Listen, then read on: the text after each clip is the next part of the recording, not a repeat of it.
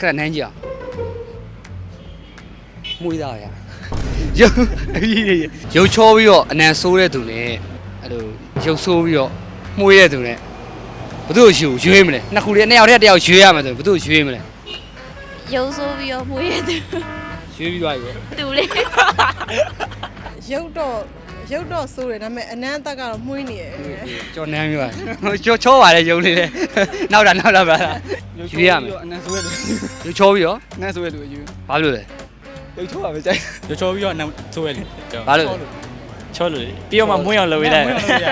အနန်းမွေးအောင်လုပ်ပေးလိုက်တော့ ရုပ်ဆိုပြီးနတ်မွေးရသူ ဘာလို့လဲ အရင်အနတ်ရန်ဆိုရင်သူများကိုလည်းစိတ်ဒုက္ခပေးရပေါ့ ရွေးပြီးသွားပြီလားအဲ့လိုမျိုး ဟုတ်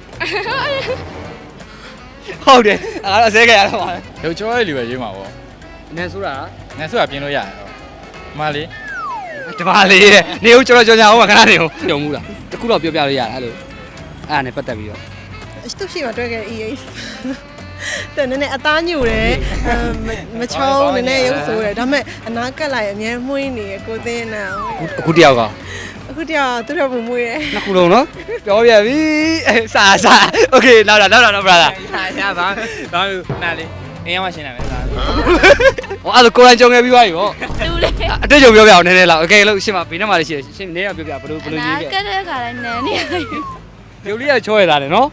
ကောင်းလေးဟမ် ပတ်တယ် โอเคလက်ဆောင်ပေးမယ်โอเคအနံလေးမှုေးပြီးတော့လုံးဝမှုေးလေးနဲ့အတူနေရမယ်ဗျာ အဲ့တော့ကြည်သွားပြီပေါ့